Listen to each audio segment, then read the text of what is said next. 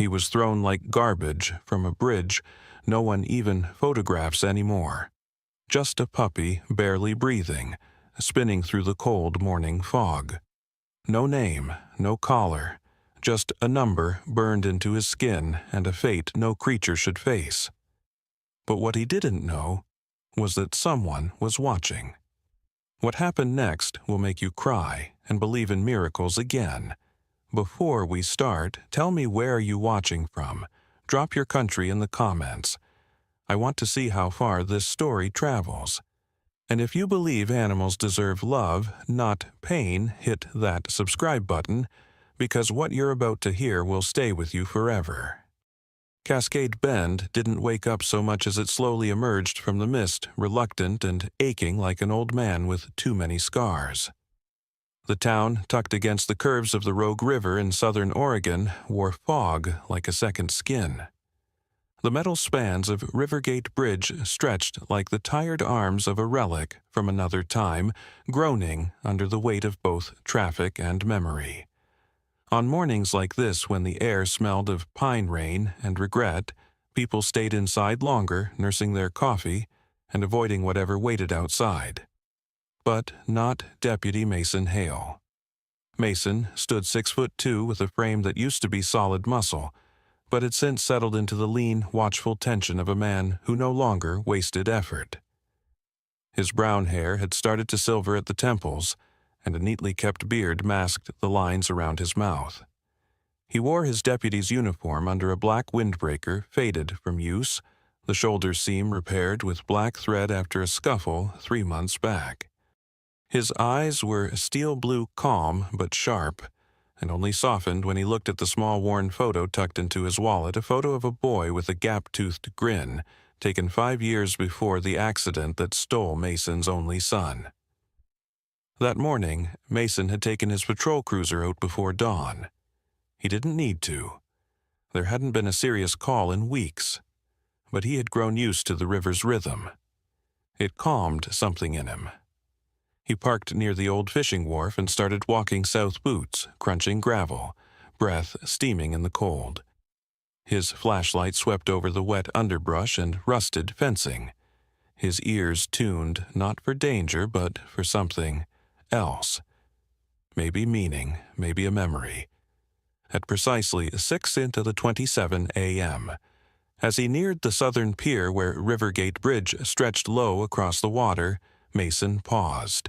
His ears caught a strange echo metal creaking a faint vehicle engine idling, then a sound like a thud followed by a splash. He froze. The fog was so thick he couldn't see the bridge deck above him, but that sound didn't belong. It wasn't a duck or a fallen branch. It was heavier, living. He broke into a run gravel, spraying behind him as he sprinted along the slope toward the riverbank. The Rogue was black and silent, save for the slow movement of the current. Then there, just below the middle span of the bridge, something moved. Small. Golden. Thrashing. Mason dropped to his knees at the edge of the embankment, shedding his jacket as he scanned the water. For a second, the shape vanished beneath the surface, then surfaced again, a tiny head, a weak paddle of paws, a mouth open but silent. A puppy. German Shepherd. No more than 8 weeks old, judging by size. Mason didn't think. He just moved. He dove. The cold sliced into his body like needles, stealing his breath as he kicked toward the struggling creature. The current wasn't fast, but it was relentless, and the little pup had no strength left.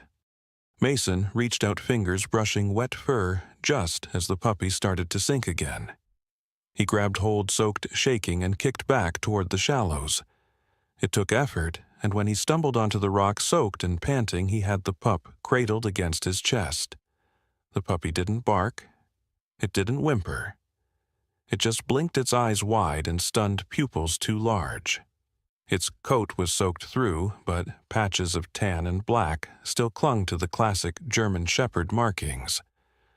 Its ears were floppy and uneven, too young to have fully perked, and its tiny ribcage fluttered with shallow breaths. The pads of its paws were raw, as though it had tried to run on concrete. Mason sat down on the cold stones, wrapping the pup in his jacket, his hand steady despite the adrenaline. "You're all right," he muttered, though he wasn't sure if the words were for the pup or himself. "You're all right now, the truck, the sound." Mason turned toward the road. Whoever had thrown the dog had timed it perfectly, not stopping, just slowing enough. He hadn't seen the license plate, just the shape of a black truck swallowed by fog. Coward's trick. Cradling the pup against his chest, Mason climbed the slope back to his cruiser. He turned on the heat full blast, drying them both as he sat behind the wheel. His hand drifted to the glove compartment, opened it, and withdrew a plastic bag where he kept his son's photo. He glanced at it briefly. Daniel, aged 10, with a fishing pole, standing right here by this same river. Then he tucked it back in and looked down at the dog. The pup was dozing, twitching occasionally in sleep, tiny paws jerking like it was still trying to run. Mason didn't think about what to do next. He already knew. 10 minutes later, he turned off Main Street and pulled up in front of Cascade Veterinary Clinic, a brick building with green shutters and a wooden sign carved with a paw print. It was just after 7, but the lights were already on. He got out of the car, pup still bundled in his coat, and knocked once before stepping inside. The Cascade Veterinary Clinic smelled faintly of antiseptic cedar wood and old coffee, a familiar combination for Deputy Mason Hale, who had brought in more than a few half-frozen raccoons and injured strays during his early patrol years. The space was small and square, framed by brick walls and warm lighting. Posters of smiling dogs and cats lined the bulletin board, and a table near the front window was scattered with brochures about spaying vaccinations and Lyme disease. Behind the front counter stood a woman who looked up from a clipboard just as Mason stepped inside. Her name tag read Dr. Elise Monroe, and her expression changed the moment she saw the bundled coat in his arms. She was in her early 30s, tall and slim, with a serious grace to her posture. Her dark brown hair was tied into a loose bun, strands falling free across a tired but composed face. Hazel eyes met Mason's with a spark of practiced calm. This was someone who had seen emergencies and learned not to panic. "Come with me," she said simply, pushing open the swinging door that led to the back examination room. Mason followed, holding the barely conscious pup closer. The dog's body was limp but warm breathing, shallow and uneven. Elise moved swiftly, pulling on gloves and flipping on an overhead lamp. The exam room was bright, scrubbed clean with stainless steel surfaces and jars of instruments too many to name. She laid a thick towel across the table. "Let's get a look at him," she said. Mason gently unwrapped the pup and set him down. Found him under Rivergate. "Mason," said voice low. "Someone threw him." Elise's brows twitched, but she didn't comment. She was already inspecting the dog, her gloved fingers moving delicately over soaked fur, checking limbs, spine ribs. "Male," she murmured. "German Shepherd. 8, maybe 9 weeks. Breathing's tight. No external bleeding." Her hand moved to the paw pads and her expression darkened.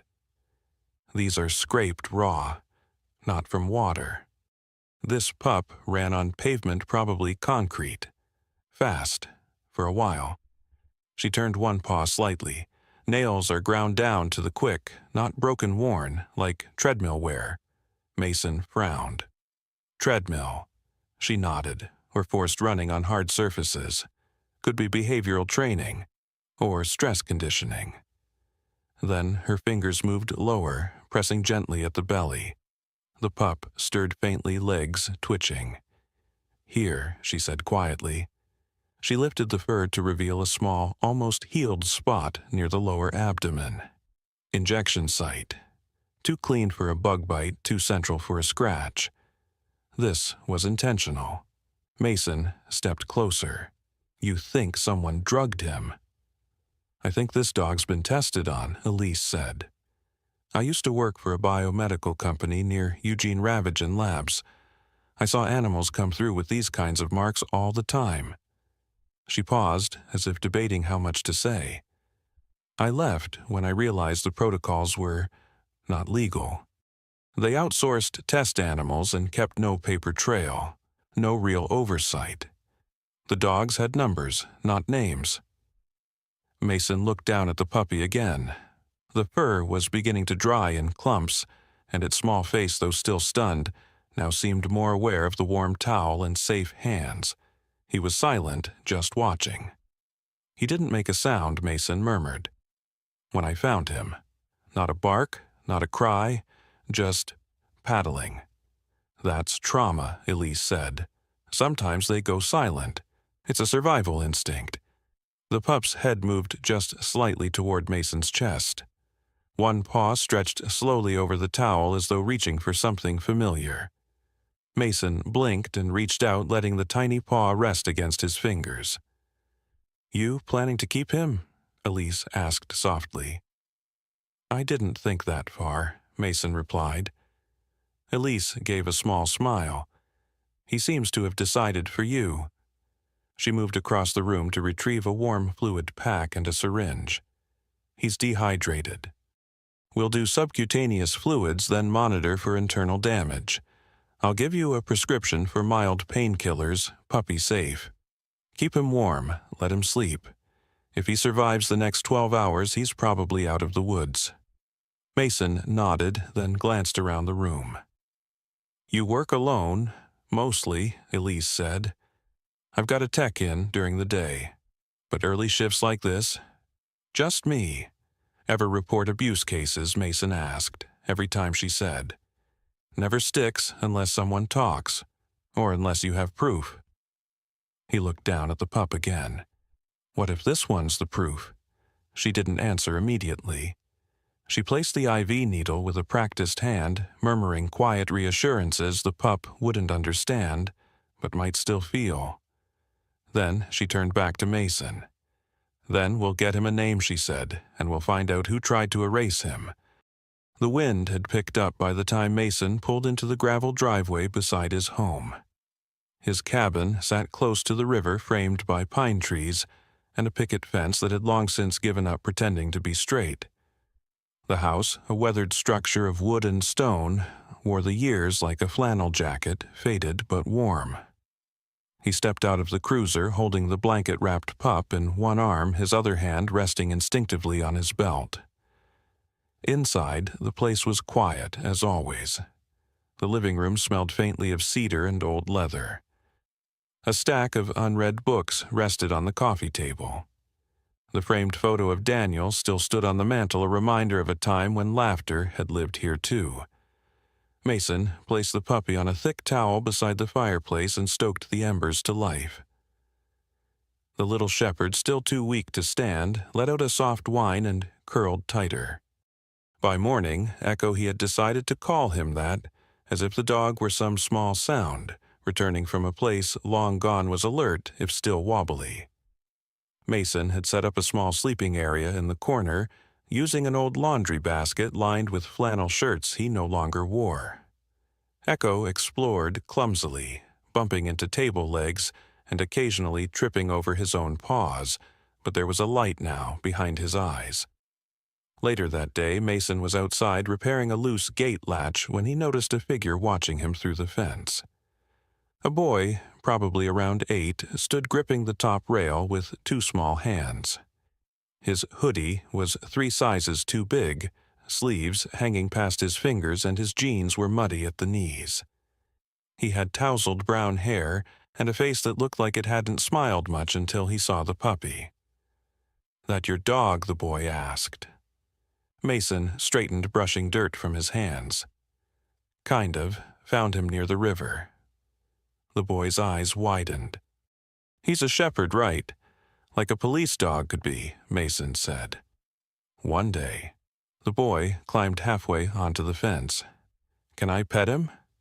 Mason hesitated, then nodded.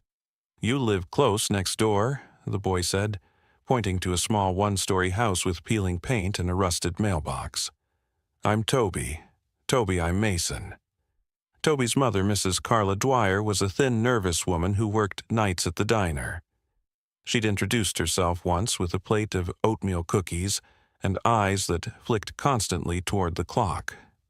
Mason hadn't seen much of her since. But Toby started showing up each morning after breakfast, knocking gently on the porch rail. "Can I say hi to Echo?"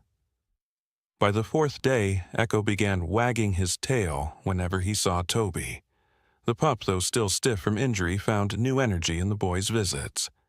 Mason sat nearby, most times sipping coffee watching. The way Toby laughed when Echo stumbled or licked his ear made something old stir in Mason's chest, something he hadn't felt since Daniel was alive. He'd forgotten the sound of a child's laugh inside his walls. But just as warmth began to return to the little cabin, a new chill crept in. That Friday evening, as the sky dimmed and fog rolled over the river, Mason reviewed footage from the security camera he'd installed 2 years ago, more out of habit than real concern. He fast-forwarded past hours of wind-tossed branches and an occasional deer until a single frame made his stomach tighten. 2:47 a.m., a figure, motionless, dressed entirely in black hood up-face turned toward the house. The shape stood just outside the back fence, not moving, just watching. Mason clicked play. The figure leaned forward slightly, then stepped back and disappeared into the fog. He rewound, watched again. Still no movement beyond that eerie stillness.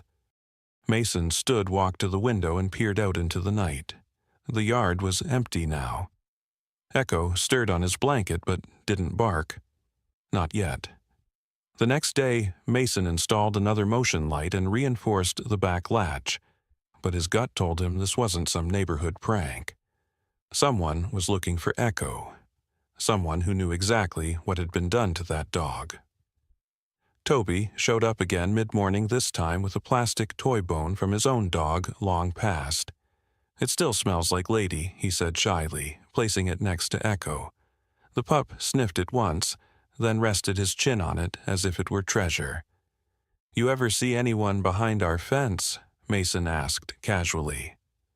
Toby shook his head. "No, but Mom says there's been weird cars on our street at night. She thought maybe people looking for scrap metal. I heard her on the phone." Mason nodded, filing it away. That evening, Mason sat on the porch watching the horizon. Echo sat beside him, tail sweeping lazily across the wood ears, twitching at every creak of the trees. The stars blinked faintly through the mist. Somewhere beyond the trees, someone had stood still long enough to mean something. Mason looked down at Echo, who now leaned against his leg. "You're not just a dog, are you?" Echo gave a soft huff. Mason took it as agreement. The sun hung low over Cascade Bend, casting a pale gold across the water and making the river shimmer with quiet menace. Autumn had finally declared itself. The mornings arrived with breath that curled like smoke, and the trees along Mason Hale's property were beginning to wear the colors of rust and fire. Inside his cabin, warm light spilled across the hardwood floors as Mason sat cross-legged near the fireplace, Echo between his knees still damp from a careful bath. The pup had grown bolder in recent days, no longer trembling at every creak in the walls or sudden gust of wind. His coat had started to shine, though patches of uneven fur still clung where bruises had been. But today wasn't about wounds. It was about something Mason hadn't seen until now. He had been brushing Echo's belly gently with an old grooming glove when he noticed it, a faint, dark mark barely visible beneath the damp fur. He brushed the hair aside, squinting under the amber light. It wasn't dirt. It wasn't a bruise. It was a tattoo. B12 Mason read aloud, his voice barely above a whisper. Echo stirred slightly as if the sound meant something. The numbers were small, just above the curve of the ribcage, tattooed in thin, sterile lines. Mason's gut clenched. He knew this wasn't a name, it was a label. He took a photo with his phone and without thinking dialed the clinic. Elise Monroe picked up on the second ring. She sounded tired but alert. Cascade Veterinary. "It's Mason," he said. "I found something on Echo, a tattoo, under his belly. It says B12. There was a beat of silence on the other end. "You need to bring him in," Elise said. By the time Mason arrived at the clinic, Echo bundled in a soft towel in the passenger seat, Elise had already cleared a space on the exam table. Her expression was darker than before, brows drawn, tight lips pressed into a thin line. She adjusted her glasses, leaned in, and examined the marking. "This is a lab code," she said. "We used similar tags when I worked at Ravagen. They don't give names to animals in trials, just designations. B probably refers to the batch. 12 is his subject number." Mason set his hands on the edge of the table. "What kind of batch?" Elise hesitated. "That depends on the company. Ravagen mostly tested neuromodulators, drugs designed to influence memory-emotional response. Some of them were behavioral inhibitors. Others were designed to suppress fear responses." She paused, looked down at Echo, who now stared at her with wide, uncertain eyes. The kind of tests that don't end well. Mason exhaled slowly. "You think he was part of that, I don't know," she said. "But I know someone who might. He used to work in the records room at Ravagen. He left when he realized what they were really doing and when he refused to help hide it." "Where is he now?" Mason asked. "Off the radar," she said. "He changed his name, moved towns, stopped answering calls from anyone but a handful of people." She walked over to her desk, pulled out a worn address book, and flipped to a page marked with a sticky note labeled Lang. David Lang. He was the tech who backed up the company's records. "I haven't talked to him in over a year, but if anyone knows what B12 means, it's him." Elise scribbled an address on a torn piece of paper and handed it to Mason. "He's in a place called Pine Grove, about an hour east. You'll need to be careful. If they know he's talking, they'll come after him." "Is he in danger?" Mason asked. "Anyone who leaves with knowledge like his is," she replied. Echo gave a quiet whine, curling tighter in the towel. Mason nodded. "Then I'd better find him before they do." The rain came down in sheets that night, thick and steady, drumming against the roof of Mason Hale's cabin like 1,000 urgent knocks. Outside, the pine trees swayed under the weight of wind, their branches reaching like fingers across the silhouette of the river. Inside, the air was dim and warm, lit only by the golden flicker of a lamp and the occasional flash of lightning that painted the windows in quicksilver. Echo lay curled on the rug by the door, head resting on his paws, ears twitching with each gust of wind, but his body remained calm, almost too calm. Mason was in the kitchen drying a mug when Echo lifted his head, not at a sound, not at a shadow, but at a presence. Before Mason could react, a knock echoed, not on the front door, but the side entrance, the one no one ever used. Mason froze the mug, still in hand. He set it down, carefully reached under the counter and pulled out the revolver he kept locked in a steel box. It wasn't fear that moved his hand, but instinct sharpened by years in uniform and something older than training. He stepped slowly toward the door. Through the frosted glass pane, the shape of a man stood perfectly still, not hunched, not hesitant, just still like someone used to waiting. Mason opened the door a crack, keeping his body shielded. Rain blew in sideways, but the man didn't flinch. He looked to be in his mid-50s, tall and thin, soaked through but expressionless. His coat was black-buttoned to the neck and the collar hung limp with water. His skin was pale lips, slightly cracked, and his eyes gray. Withered things stared past Mason to something deeper inside the house. "You're the one who pulled the dog out of the river," he said. Mason didn't respond. The man's voice was dry, almost fragile, but it carried. You should have let him sink. Echo stood now, body rigid, tail low. No growl, just stillness. What do you want?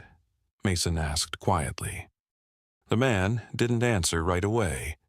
Instead, he reached into his coat and withdrew a small black object, a USB flash drive sealed in a plastic zip bag.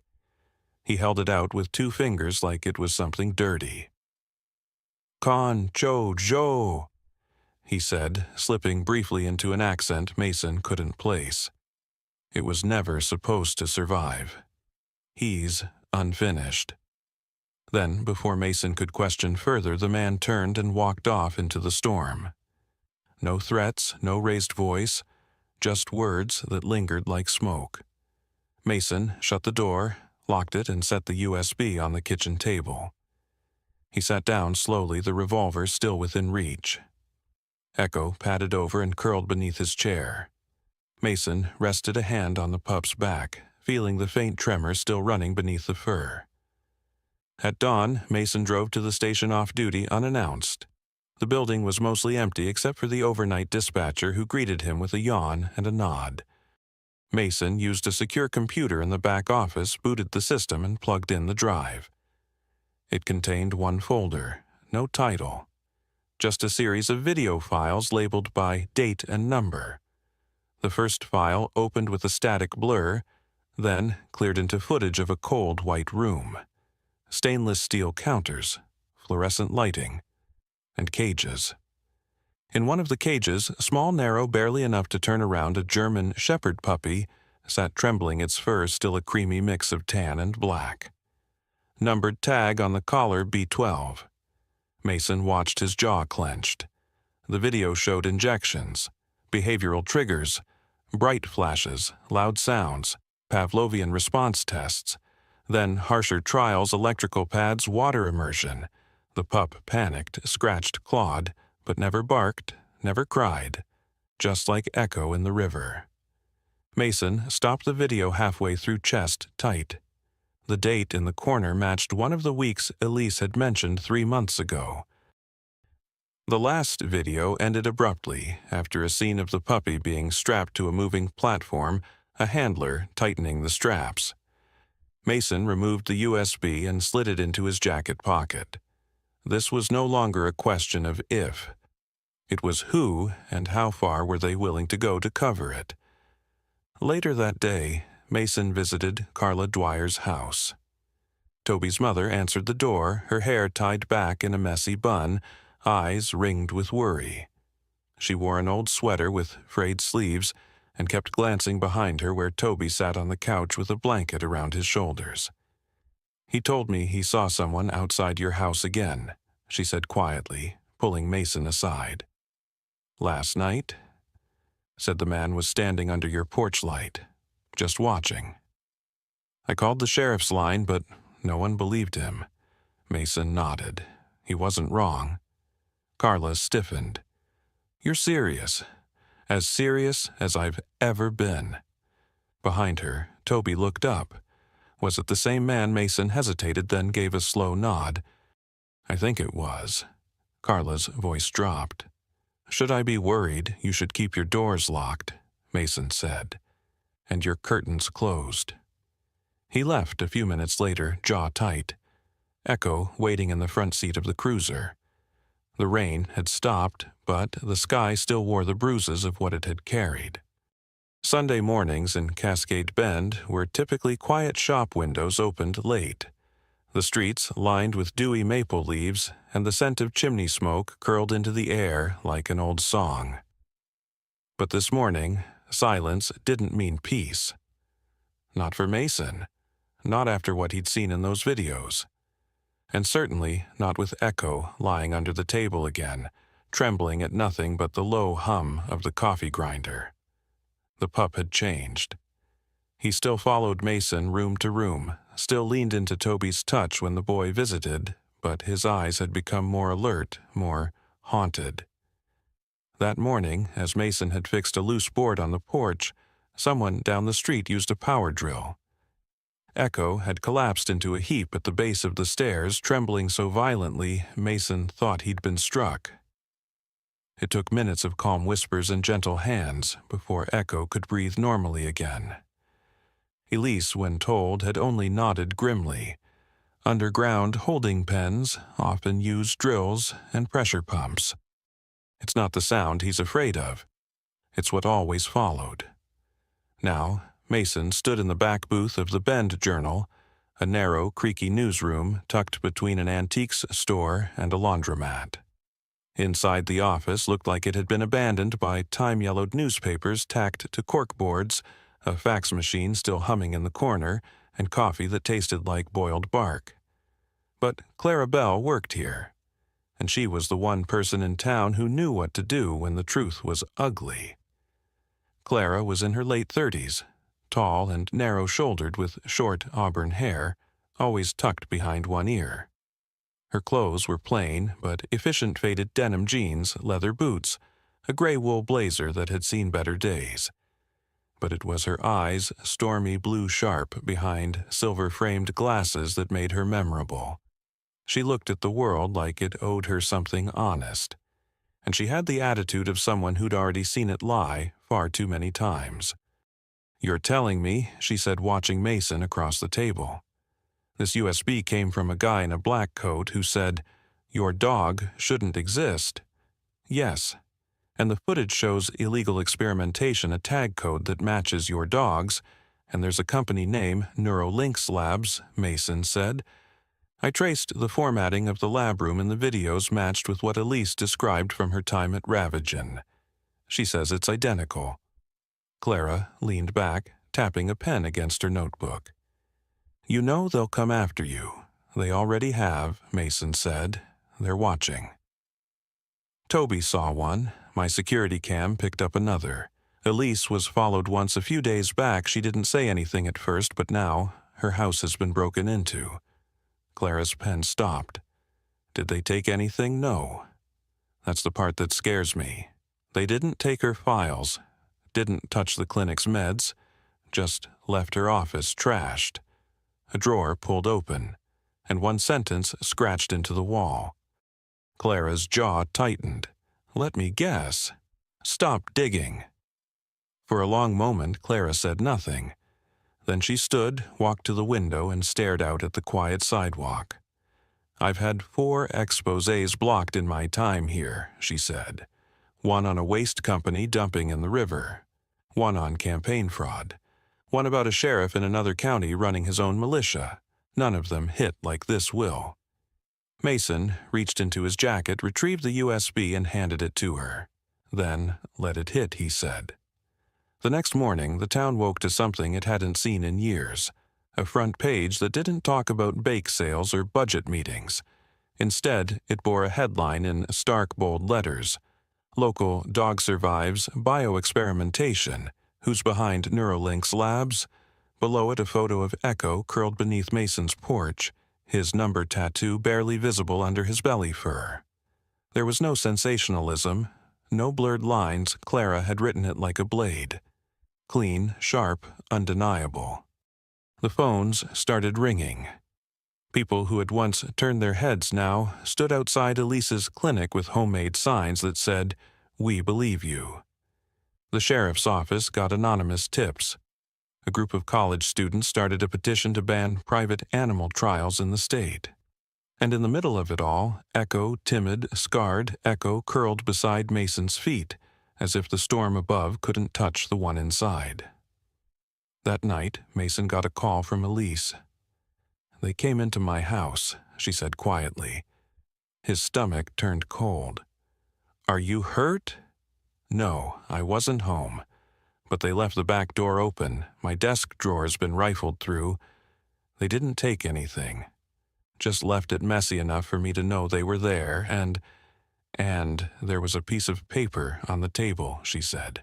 "Folded, no envelope, just 2 words typed in all caps. What did it say? 'Enough, doctor.'" Mason gripped the edge of the counter until his knuckles turned white. "They're not subtle anymore," he said. No, she replied. They want us scared, but we're not, Mason said. There was a pause, then a quiet, shaky laugh. No, Elise agreed. We're not. Later, Mason sat on the porch, Echo beside him. The sky was ink-blue stars dim behind shifting clouds. Echo lifted his head toward the wind, not growling, just listening. Mason whispered, They wanted you forgotten. Echo pressed his muzzle against Mason's knee and, for the first time in days, didn't flinch when a car passed on the road. The courthouse in Salem rose like a monument, carved from silence, pale limestone tall windows, and pillars that held the weight of years and justice alike. On the morning of the hearing, the plaza outside was crowded with news vans, quiet protesters with signs reading, "Animals are not experiments," and curious onlookers murmuring the name that had stirred the state into motion, NeuroLinks Labs. Mason Hale stepped out of the county transport vehicle, his uniform crisp beneath a slate-gray coat, eyes shielded behind mirrored sunglasses. But it wasn't the badge that drew the attention.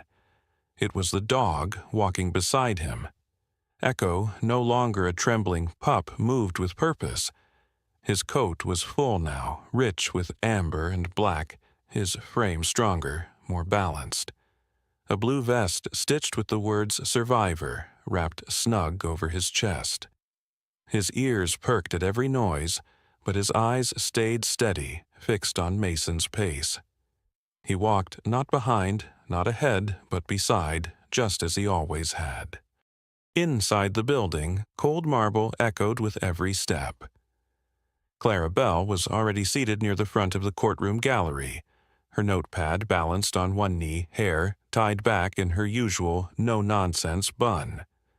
Elise arrived shortly after, her white blouse tucked neatly into slacks, tired but resolved. She gave Mason a nod before taking her place behind the glass divider. A soft voice broke the hum of conversation. Deputy Hale Mason turned to see Lillian Marlowe, assistant to the district attorney. She was in her early 40s, petite with chestnut hair clipped into a professional bob, and high-round glasses perched on her nose. Her demeanor was precise, formal, but not cold, more like a librarian who knew when to whisper and when to scold.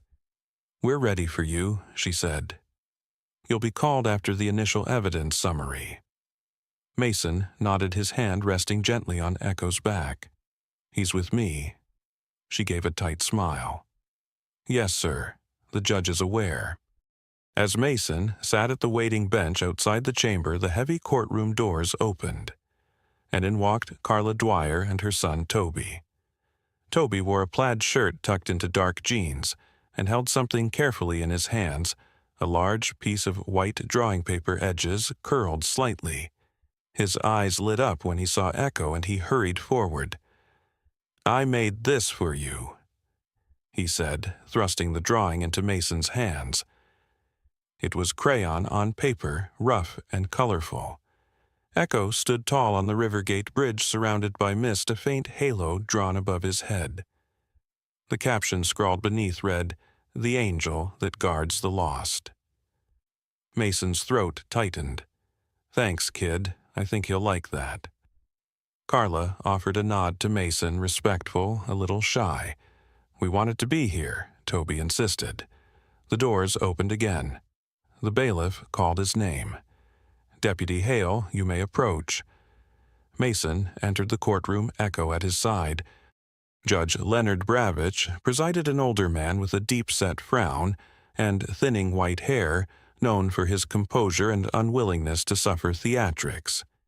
He raised his eyes as Echo entered, then gave a subtle nod to allow the dog to remain. The prosecution began with evidence videos from the USB expert testimony from a veterinary ethics professor and a former lab assistant who described being ordered to erase files with no explanation. The room remained still as the horrors unfolded in high definition. Then it was Mason's turn. He took the stand in full uniform. Echo sat at his feet, unmoving. The attorney approached. "Deputy Hale, can you describe how you first encountered the animal in question?" Mason leaned forward. It was raining. I was off duty. I heard a splash under the Rivergate Bridge. When I found him, he was barely alive, small broken, half drowned. The lawyer nodded. And yet you kept him. I didn't plan to, Mason said, but he kept me. There was a murmur in the room. Explain. Mason took a breath.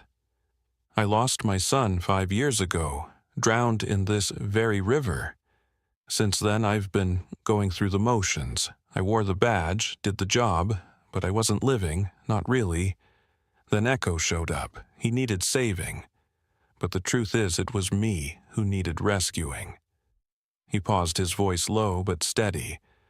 I didn't save that dog. He saved me from a kind of pain I thought I was supposed to live with forever. A long silence followed. When he stepped down, Clara caught his eye and nodded once. Her fingers were moving quickly across her notepad. After a recess, the courtroom filled again. The defense offered no witnesses, no rebuttal, just a tight-lipped corporate lawyer who asked to delay closing arguments. The judge denied it. Back in the hallway, Mason sat on the bench with Echo's head resting in his lap. Toby approached again, this time more solemn. Was it scary? He asked. Mason looked at him. Yes, but some things are worth standing up for, especially the ones who can't speak for themselves. Summer crept into Cascade Bend like a hush after a long prayer, warm golden and full of second chances. The town had changed in ways only the quiet could measure. No longer did people walk past each other with eyes downcast. They nodded. They asked about Echo. They brought boxes of old blankets and cans of food to the drop box that now sat just outside a wide, hand-painted wooden gate. The sign above it read, Echo Haven, a place to begin again. Mason Hale stood near the entrance sleeves, rolled to the elbows, his shirt flecked with sawdust and dog hair. Behind him, the low barn-style building stretched under the trees, painted a soft pine green with wide windows and open kennels. The air smelled of cedar shavings, warm hay, and the faint sharpness of antiseptic. Dogs barked in the distance, joyful, impatient, alive. Echo padded over from the porch and sat beside Mason, his vest, now retired, replaced with a simple blue collar. He still walked a little cautious in deep shadows, still froze at the occasional metallic buzz of tools, but his tail wagged freely. His eyes were bright, his ears alert. He was no longer just the dog who had survived, he was the reason others would. Inside the main room bustled with quiet energy. Elise Monroe in jeans and a loose blue shirt smeared with paw prints crouched beside a nervous black and white mutt, gently coaxing it out of a carrier. She spoke softly, her movements confident but kind. Her smile came easier now, her eyes lighter. A few kennels down, David Lang stood beside a kennel door checking a clipboard. David had returned from hiding with lines under his eyes, and a limp he didn't speak about, but his hands were steady, and his presence was calming to even the most frightened newcomers. He wore an old army jacket, sleeves rolled, revealing faded ink on one forearm, a phoenix with broken wings. He didn't talk much, but the dogs seemed to understand him instantly, especially the broken ones. That morning, a new arrival had come in a female Labrador with scars across her hind legs, dumped at a gas station just outside of town. She hadn't eaten in 3 days, but David had knelt beside her, offered no words, just presence.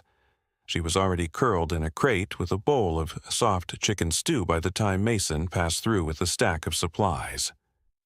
On the front porch, Echo lay in his usual spot, head resting on his paws, watching the road that led to the bridge. Mason sometimes caught him staring that way, silent, not fearful, but remembering.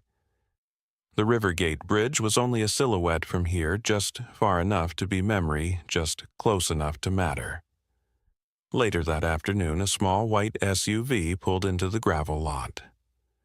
Clara Belle stepped out carrying a box beneath one arm and a leather satchel over her shoulder. Her hair was shorter now, freshly cut, and her eyes held a tired pride. The box she carried contained the first print run of her book, The Dog Who Echoed Justice. She handed the first copy to Mason. On the cover was a photo taken from behind a figure in uniform, a dog sitting beside him, both facing the rising sun over the bridge. "I didn't write it for headlines," Clara said. "I wrote it so people remember what truth sounds like when it finally gets to speak." Mason didn't say much. He didn't have to. His fingers lingered on the cover. Echo sniffed the spine, then gave it one approving huff before flopping back down with a groan of contentment. A few hours later, as dusk settled and fireflies blinked lazily near the fence posts, a school bus yellowed with age pulled up. Kids from the local summer camp spilled out, led by Miss Harper Lentz, a tall woman in her 50s with silver-streaked hair and a booming laugh that echoed louder than any dog bark. She'd organized weekly visits to Echo Haven for kids who needed to learn gentleness in a world that didn't always offer it. Toby was among them, carrying his now laminated drawing under one arm. He ran up the porch steps and threw his arms gently around Echo's neck. The dog let it happen, breathing deep, tail thumping once against the wood. Mason stood behind him, hand resting on the porch rail. He watched the scene unfold, not with pride, but with peace. As the sun dipped below the tree line, Mason sat beside Echo, the pup's body warm against his leg. Together they looked toward the place where it all began. The bridge was just a shadow now, swallowed by golden light. But they remembered. And that was enough. Sometimes miracles don't come with lightning or trumpets. Sometimes they arrive quiet and trembling, half-drowned, scarred, and wearing the name B12. But when love chooses to stop Neil and rescue what others threw away, that's when something sacred begins. Echo was never just a dog. He was a whisper of grace, a reminder that even what the world labels broken or unwanted can become a symbol of healing, justice, and hope. And perhaps, just perhaps, God didn't just send Mason to save Echo. Maybe he sent Echo to save Mason too. In a world that often turns away from suffering, it takes courage to stay, to lift, to fight for those who cannot speak. That courage is what transforms a single act of kindness into a miracle. And if you're still watching this, maybe it's because your heart was made for that kind of grace too. Before you go, tell me, do you believe in second chances?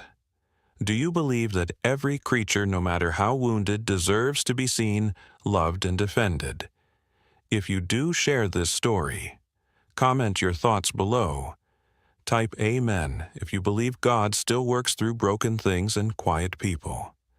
And don't forget to subscribe, because we'll keep telling the stories that prove love is louder than cruelty. May God bless you and those you love.